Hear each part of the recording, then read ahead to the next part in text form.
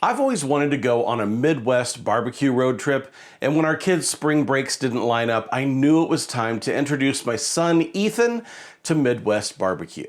In this video, you'll see the trip that Ethan and I took from Indianapolis to St. Louis to Memphis and finished things off with Nashville in an epic barbecue road trip. We hit the top restaurants and a whole lot more. I'm David Gafford, and here at the Barbecue Lab, we review over 100 different outdoor cooking appliances each year to help you make the best decisions with your hard-earned money. In today's video, we'll show you a legendary barbecue joint from each of the cities we visited, along with a sneak preview of some additional things we shot that will be coming to the channel very soon.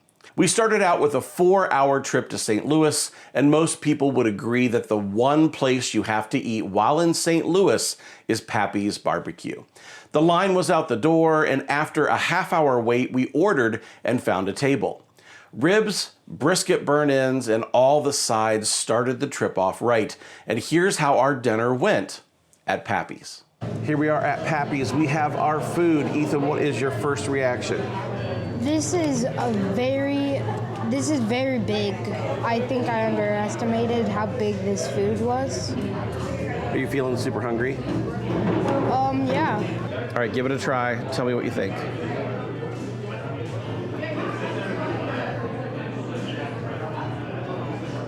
That's really good. 2 thumbs up. Well, you can definitely see the meat, as you can see right there. That's meat.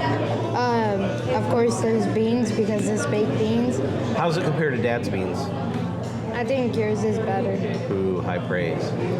So I know that you love your Arby's crinkle cut fries. Right. So you are a connoisseur, so you're thinking they're pretty much the same? Yeah. And that's a win for you, right? These are almost the exact same. Okay, rib test. First bite.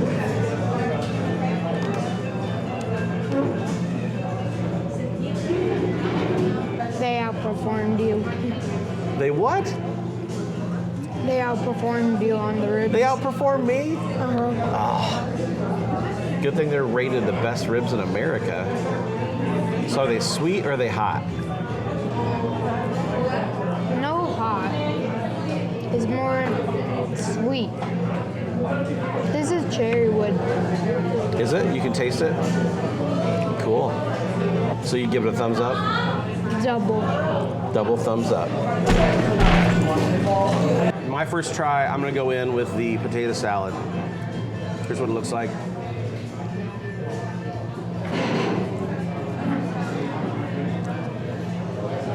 It's a cold potato salad, definitely mustard based.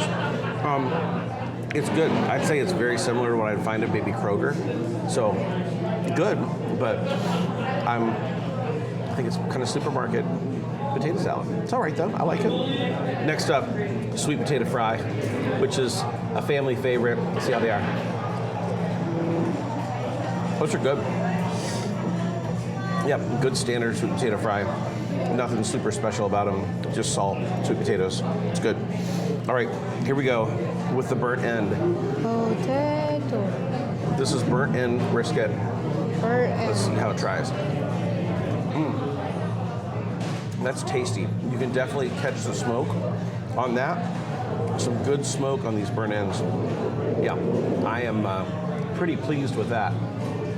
It doesn't taste anything like a pellet grill. It tastes like this is hardwood smoke, so props to them for that. The brisket is a little on the thin side, so usually when you cut it thin like that, it means something. Let's see what it means. Here we go, a bite of brisket, no sauce. What do you mean it means something? I'm definitely getting the wood smoke on there. Tastes like cherry smoke, which is what we use at home a lot. Now the brisket's cut pretty thin, which usually you do that when the brisket's a little tougher. You cut it really thin so you can actually get some bite out of it or get a softer bite out of it. So maybe the brisket was kind of tough today, but it still does pull apart. It's just really razor thin when it pulls apart. So overall, I have to say, it's a great barbecue meal. So pretty pleased with Pappy's Smokehouse. Here is the pulled pork that we got as a part of the rib combo. You can see Some lovely little smoke marks on the outside, a little smoke ring action. No sauce, you see how it is? Okay, that's really good pulled pork. It's not mush, it still has some texture to it, but 100% you can taste that smoke coming through. It doesn't taste like cherry. The ribs taste like cherry. I think they're using a different smoke on their pulled pork is my guess. But really good pulled pork. I'd buy that again for sure. You've eaten some. All the ribs are gone. Still a little pulled pork. How you feeling? I'm feeling full.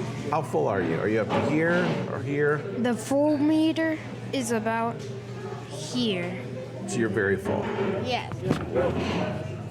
Whoops. I did nothing. If I had to sum up Pappy's with one word, it would be ribs. Those were absolutely the star of the show, and when I go back, they'll be the first thing I order. The taste of the cherry wood on those ribs tasted like home, but apparently better than home, so I have some practicing to do. I guess all I need is a commercial-grade Old Hickory pit, and we can get to work. So, what did we miss in St. Louis? Would Pappy's BBQ be the one stop you'd make, or is there someplace else? Let me know down in the comments below.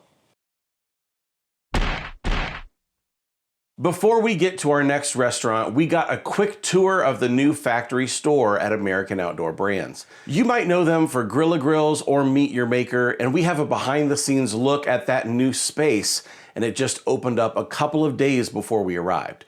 That video's coming soon, so make sure you subscribe so you don't miss it.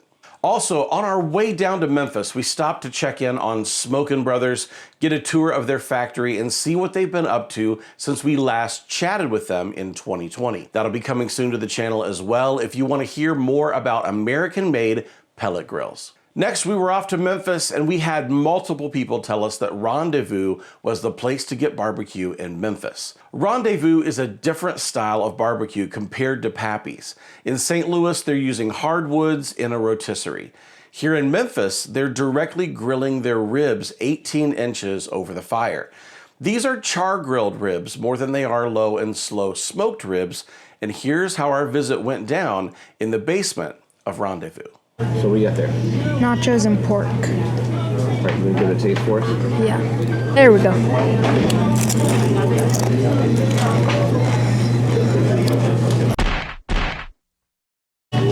Cheese with pork, and I think there's some hot sauce on here.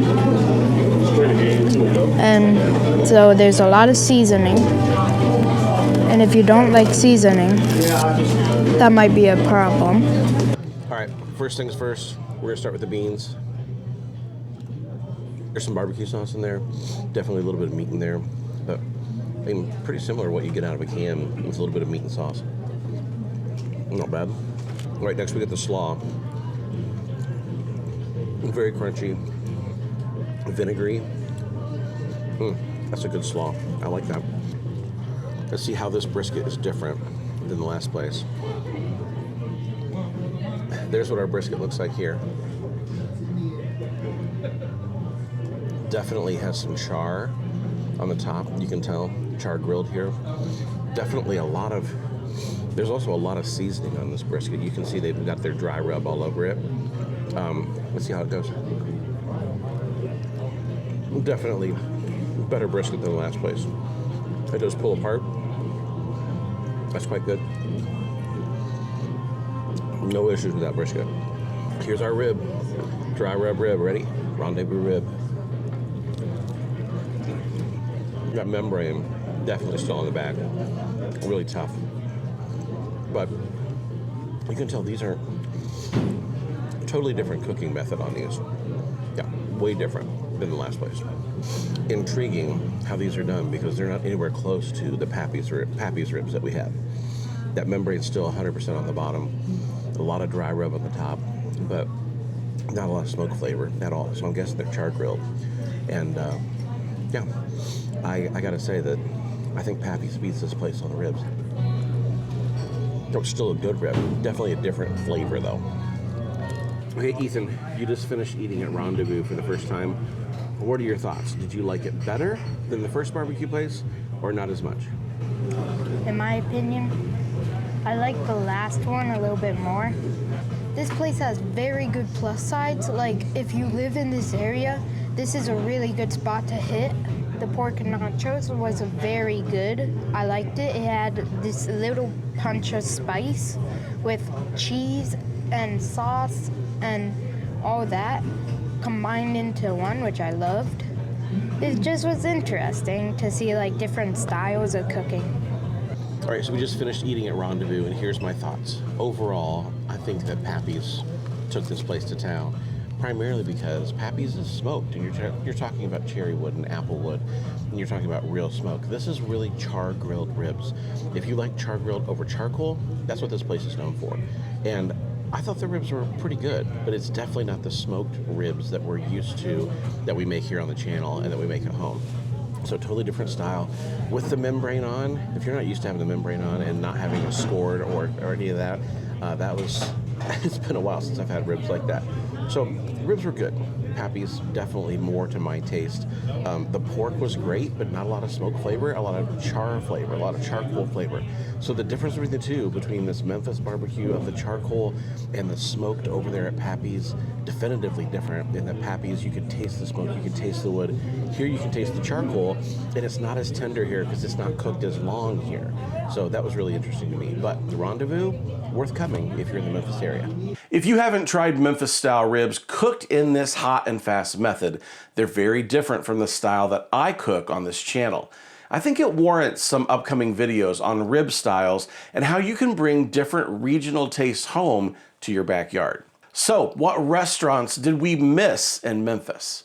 Would you have tried Rendezvous, or are there others that rank higher on your list? Let me know down in the comments below.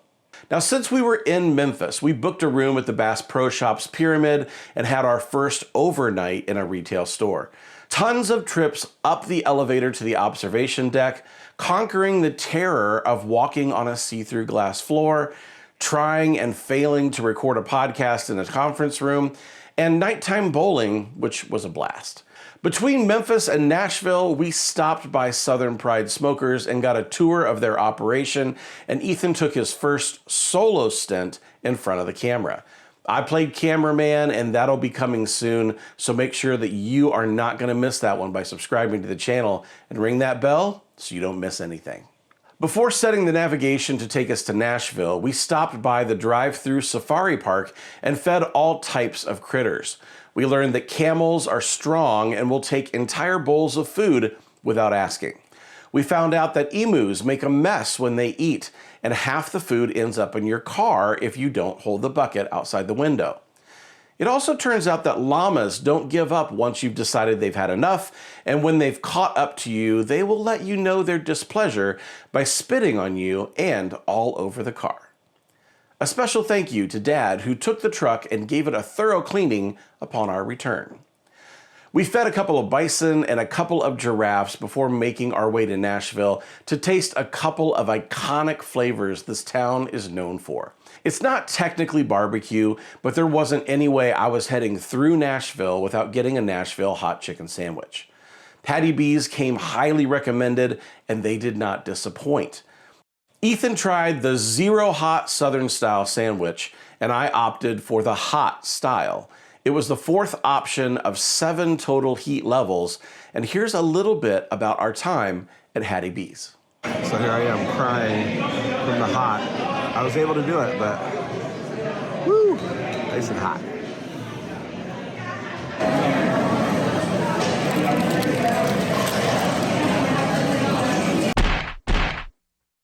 Now the real question is, could I have done a level 5?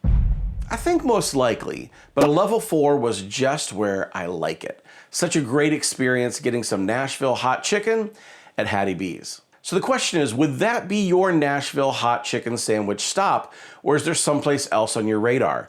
Let me know what's good so next time I can expand my hot chicken horizons. Now with 6 hours between lunch and dinner, it was time to check out some local entertainment.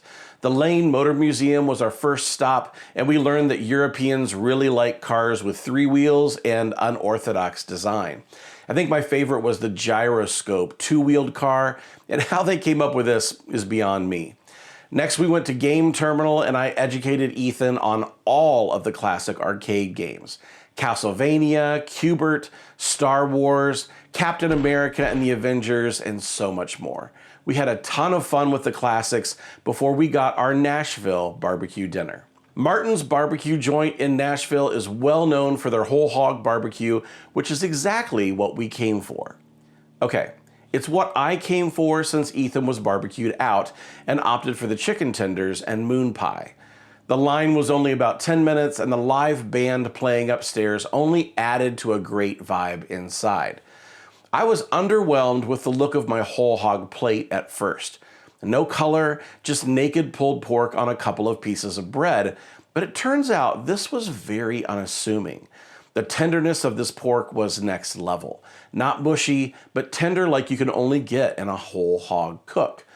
I was hoping that there would be crispy bits of skin mixed in with the pork, but not this time around. The beans were very similar to the barbecue baked beans recipe that we have here on our website, and the macaroni and cheese came in casserole form with a crunchy topping and was quite tasty. I also ordered a couple of spare ribs a la carte, and they came with a fresh dusting of seasoning. The membrane was still on these ribs, and while the rib meat itself was a bit overdone and drier than I prefer, the thicker end portion of the rib was quite tender. Overall, good barbecue and great atmosphere. Would Martin's Barbecue Joint have been your stop in Nashville for barbecue? Let me know what I missed in Nashville down in the comments below, because I'm coming back to this town soon. On our final day, Ethan and I had our first ever opportunity to visit Buc-ee's. Our closest is about 4 hours away from home, and we couldn't wait to have this be the culinary end to our trip. If you haven't been to Buc-ee's before, it's 120 gas pumps, fresh smoked barbecue sandwiches, a sea of humanity and merch, and it's just awesome. Admittedly, we came for the brisket sandwich. I was able to watch them trim the point from the flat, slice the brisket flat into slices, and then chop it into bits before turning that brisket goodness into a $13 XXL sandwich. Ethan finished our trip with a fried chicken sandwich, apparently not getting enough at Hattie B's, and we took our sandwiches out to the truck to eat on the tailgate. Was it the best brisket sandwich I've ever had? No. Was it the best gas station brisket sandwich I've ever had? Absolutely.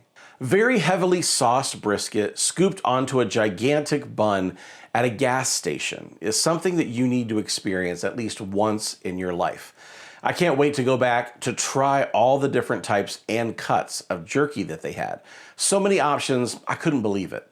I missed the spiced nuts, and I'd left so many options untasted on our first trip. But that is a high-level overview of our spring break Midwest barbecue adventure. But there's much more coming to our channel in the coming weeks. Make sure that you're subscribed and you can watch as Ethan takes the mic and center stage in some upcoming videos. It's going to be fun. I'm David from the Barbecue Lab. Ethan was my co-pilot for this adventure. Thanks for watching, and we can't wait to see you on the next one.